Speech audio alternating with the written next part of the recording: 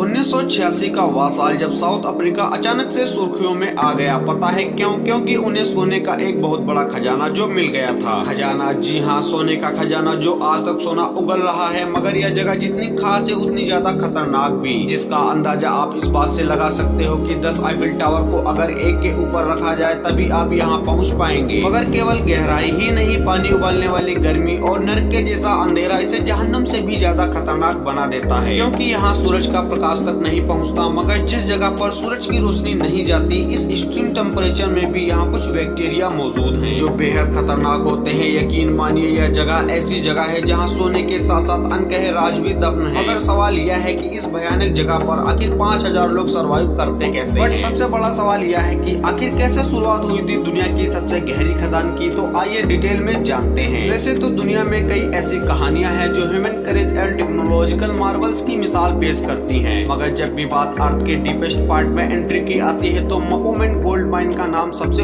ऊपर आता है। यह खदान न केवल अपनी गहराई के लिए मशहूर है, बल्कि यहाँ यूनिक चैलेंज और सोने के लिए किया गया संघर्ष मपोमेंट गोल्ड माइन को एक्स्ट्रा ऑर्डिनरी बनाता है। दक्षिण अफ्रीका की गोद प्रोविंस में लोकेटेड यह खदान 1986 में खोली गई थी, जो दुनिया की सबसे गहरी खदान है। मगर बात की जाए इस गहराई की खदान की तो यह खदान लगभग 4000 मीटर से भी ज्यादा गहरी है। यह गहराई कितनी ज्यादा है इसका अंदाजा आप इस बात से लगा सकते हो कि इसमें एक के साथ एक लगभग 10 आईफिल टावर समा सकते हैं। यह खदान 1986 में शुरू हुई थी और आज यह दुनिया के सबसे गहरी एवं तकनीकी रूप से उन्नत खदानों में से एक है। हमें पता है। अब आप सोच रहे होंगे कि आखिर यह खदान है किसकी, इस पर सरकार का अधिकार है या किसी बिजनेस टाइकून के पास इसकी ओनरशिप है? तो आपको बता दें, इस खदान की ओनरशिप पहले एंग्लो असांती के पास थी, लेकिन 2020 में हार्मनी गोल्ड ने इसका एक्विजिशन कर लिया। हमें पता है। अब आप सोच रहे होंगे कि इतनी गहराई तक खनन क्यों किया जाता है? तो इसका जवाब है सोना मपोमेंट दुनिया के सबसे समृद्ध सोने के भंडारों में से एक है। यहाँ का सोना उच्च गुणवत्ता वाला है जो इसे ग्लोबल लेवल पर खास बनाता है। मपोमेंट के नाम की बात करें तो इसका मतलब होता है मुझे देखो। अब सवाल यह है कि इस खदान को आखिर सबसे पहले कब खोजा गया था? तो आइए इसके लिए आपको इतिहास में लौटना होगा। ऐसा माना जाता है कि मपोमेंट गोल्ड माइन की खोज 1946 में की गई थी, क्योंकि 1946 ही वह साल था जब इस क्षेत्र में सोने की मौजूदगी के संकेत मिले थे। हालांकि तब इसका नाम मपोमेंट गोल्ड माइन नहीं था। उस समय ये खदान को वेस्टर्न डीप लेवल्स के नाम से जाना जाता था। यह खदान एंग्लो गोल्ड असांती के द्वारा संचालित की जाती थी, जो एक प्रमुख खनन कंपनी है। एंग्लो गोल्ड असांती के